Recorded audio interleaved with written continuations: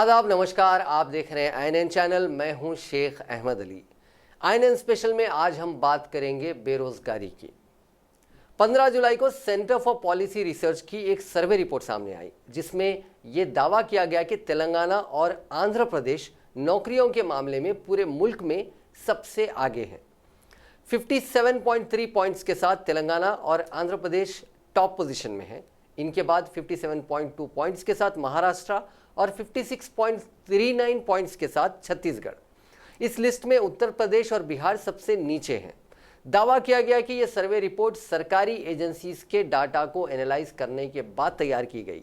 इनमें National Sample Survey Organisation, Labour Bureau, Annual Survey of Industries, Reserve Bank of India और हाल ही में Ministry of Statistics and Programme Implementation की जानिब से जारी किए गए periodic labour force survey PLFS शामिल हैं।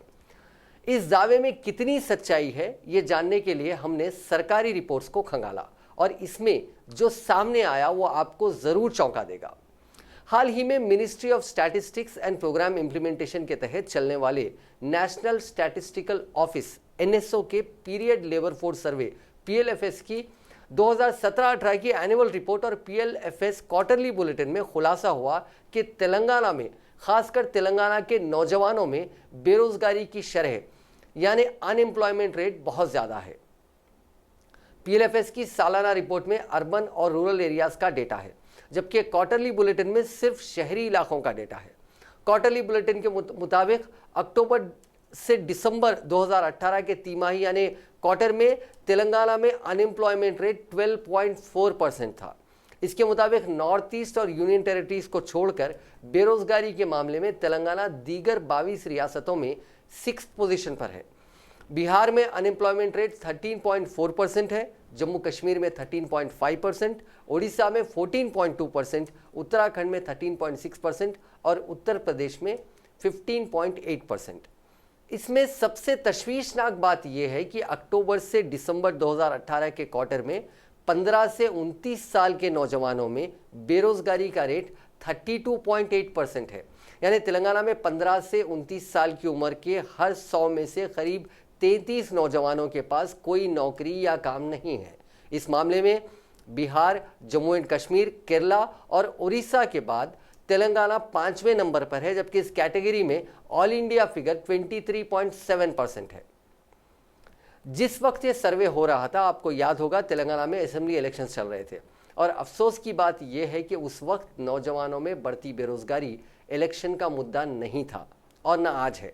लोकसभा की इंतखाबी मुहिम के दौरान जब ये आंकड़ा बाहर आया कि PLFS की साल 2017-18 की रिपोर्ट के मुताबिक इंडिया में अनएम्प्लॉयमेंट रेट 6.1% है और मुल्क में बेरोजगारी पिछले 45 सालों में सबसे ज्यादा है, तब इस पर खूब बवाल मचा।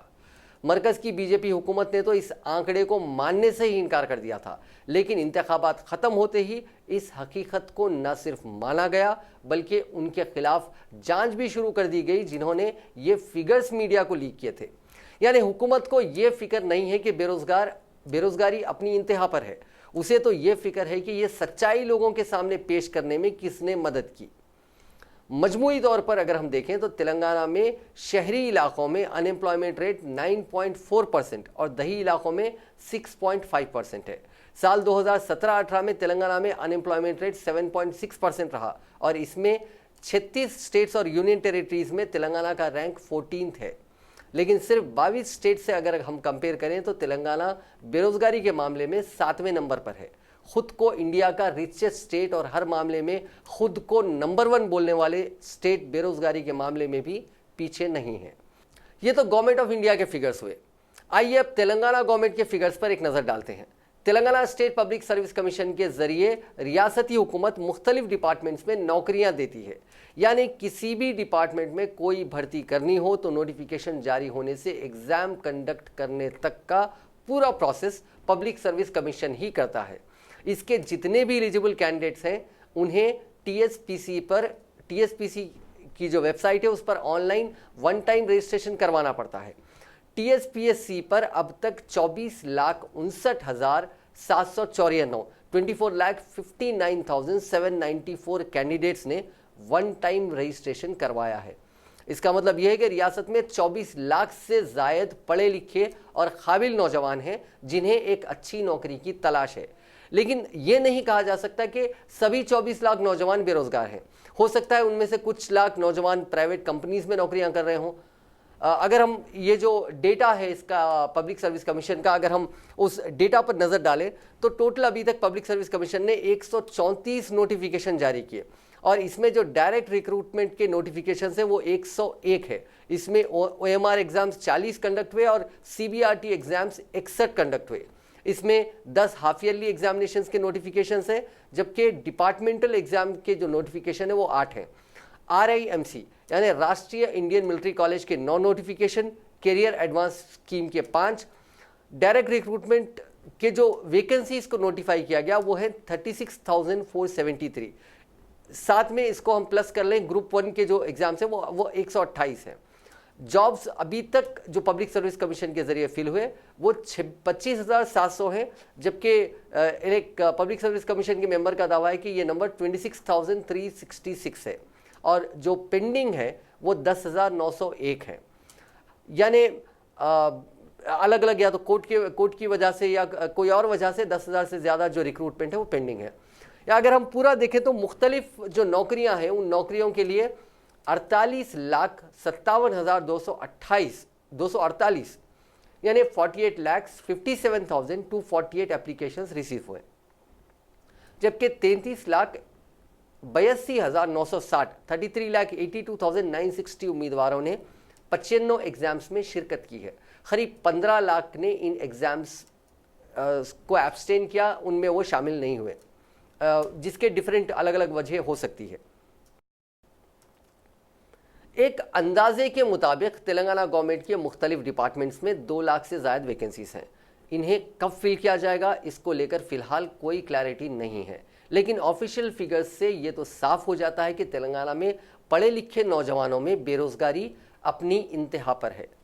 इसका अंदाज़ा आप इस बात से भी लगा सकते हैं कि जब विलेज रेवेन्यू ऑफिसर्स की 700 पोस्ट के लिए नोटिफिकेशन जारी हुआ था तब उसके लिए 10 लाख नौजवानों ने अप्लाई किया था। इस पोस्ट के लिए मिनिमम क्वालिफिकेशन सिर्फ SSC पास था, लेकिन अप्लाई करने वालों में 372 कैंडिडेट्स ने PhD की हुई थी, 539 के पास MPhil की डिग्री थी, 1.5 लाख पोस्ट ग्रेजुएट्स, 2 लाख से ज़्यादा इंजीनियर्स और 4 लाख से ज़्यादा ग्रेजुएट्स थे।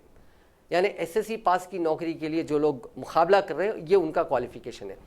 पिछले साल जुलाई में पुलिस सब इंस्पेक्टर्स और कांस्टेबल्स के 18,700 पोस्ट के लिए 7,19,840 यानी 18,700 पोस्ट है, उसके लिए 7,19,840 कैंडिडेट्स ने अप्लाई किया था।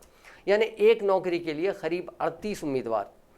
ये तो बात थी पढ़े लिखे नौजवानों की। रियासत में लाखों रेगुलर ग्रेजुएट, अंडर ग्रेजुएट या फिर कॉलेज या स्कूल ड्रॉप आउट्स हैं जिन्हें एक नौकरी की ज़रूरत है। यानी मजमूई तौर पर यह कहा जा सकता है कि तेलंगाना में फ़िलहाल करीब 30 से 35 लाख अफराद बेरोज़गार हैं, इनमें ज़्यादातर नौजवान हैं। क्या आपने कभी employment exchanges compulsory notification of vacancies act of 1959 के बारे में सुना है? इसके मुताबिक कोई भी एस्टैब्लिशमेंट जहां 25 से ज़्यादा एम्प्लॉयज़ काम करते हों उसके लिए यह ज़रूरी है कि वो वैकेंसीज की पूरी जानकारी डिस्ट्रिक्ट एम्प्लॉयमेंट एक्सचेंज DEE को दे। DEE एक सरकारी प्लेटफॉर्म है जो एम्प्लॉयर्स को रजिस्टर्ड जॉब सीकर से जोड़ता है, लेकिन कई कंपनीज और एजेंसीज इस कानून पर अमल नहीं कर रहे हैं। द न्यू इंडियन एक्सप्रेस में छपी अजय मोजिस की एक रिपोर्ट के मुताबिक 3,359 एस्टैब्लिशमेंट्स में 3,18,615 पोस्ट खाली हैं। अगर आप जॉबलेस हैं और नौकरी की तलाश में हैं तो डिस्ट्रिक्ट एम्प्लॉयमेंट एक्सचेंज की वेबसाइट पर जाकर अपना नाम ज़रूर रजिस्टर करवाएं। नौकरी मिले या ना मिले, हमारा काम है कोशिश करते रहना। अब सूरत हाल कैसे तब्दील होगी ये तो कोई नहीं जानता। इन इश्यूज़ पर असेंबली या काउंसिल में बात नहीं की जा रही है। हुकूमत इस पर खामोश है और अपोजिशन पार्टीज तेलंगाना में अपना वजूद शायद खो चुकी हैं। लेकिन हाँ, सभी पॉलिटिकल पार्टीज की मेंबरशिप ड्राइव ज़रूर चल रही है। टीआरएस 60 लाख की मेंबरशिप के निशाने को छूना चाहती है। बीजेपी को 38 लाख मेंबर्स चाहिए और कांग्रेस पार्टी भी शायद 30 से 35 लाख मेंबर्स तो बना ही लेगी। किसी नौजवान को रोजगार मिले या ना मिले, उसे 5 साल में कुछ पैसे कमाने का एक मौका तो ज़रूर मिल जाता है जब वो जिंदाबाद या मुर्दाबाद के नारे लगाकर कुछ दिनों के लिए अपना घर चला लेता है। लेकिन जैसे ही कहीं कोई खबर छपती है कि बेरोजगारी बढ़ रही है तो कुछ ही दिनों में कोई प्राइवेट एजेंसी एक नया सर्वे रिपोर्ट जारी करती है कि रियासत और मुल्क में नौकरियों की भरमार है और बेरोजगारों को एहसास दिलाया जाता है कि वो हुकूमत की नाअहली की वजह से नहीं बल्कि खुद में काबिलियत ना होने की वजह से बेरोजगार हैं। फिर कुछ पैसे खर्च करके हुकूमत स्किल डेवलपमेंट कोर्सेज भी चलाती है। मौजूदा दौर में खासकर पिछले 5 सालों में एक ऐसा माहौल बनाया गया है कि जैसे पूरा मुल्क और तेलंगाना रियासत बहुत तरक्की कर रहे हों। इसमें कोई शक नहीं कि कई शोबों में तरक्की हो भी रही है, लेकिन उसकी रफ्तार उतनी भी ज़्यादा नहीं है जितना कि बताया जा रहा है। सरकारी दावों और हकीकत में बहुत फ़र्क है और इस फ़र्क को समझना ज़रूरी है। किसी भी नौकरी के लिए उम्र की एक हद होती है, यानी एज क्राइटेरिया होता है। जैसे कुछ नौकरियों के लिए 25 साल की उम्र तक ही आप अप्लाई कर सकते हैं और कुछ के लिए 44 ईयर्स 44 साल की एक हद होती है। जैसे ही आपने अपनी उम्र की उस हद को पार किया, आप उस नौकरी के लिए अप्लाई करने के भी काबिल नहीं होते। खुद सरकारी आंकड़े साफ बताते हैं कि तेलंगाना में बेरोजगारी उरूज पर है। इसीलिए अगर आपके सामने कोई प्राइवेट एजेंसी या कोई सरकारी एजेंसी भी आपकी तरक्की से जुड़े कोई भी स्टैटिस्टिक्स पेश करे तो उन पर पूरा भरोसा मत कीजिए। व्हाट्सएप की दुनिया से निकलिए और गूगल पर कुछ तहकीक करिए। आजकल बहुत सी इंफॉर्मेशन ऑनलाइन अवेलेबल है। व्हाट्सएप यूनिवर्सिटी के स्टूडेंट बनकर रहने में आपका सिर्फ नुकसान है। आपको कहीं से कोई इंफॉर्मेशन किसी ग्रुप में मिल जाती है और आप उसे फॉरवर्ड कर देते हैं और फिर फॉरवर्डिंग का सिलसिला चल पड़ता है। इसीलिए फॉरवर्ड करना छोड़िए और फॉरवर्ड होना सीख जाइए।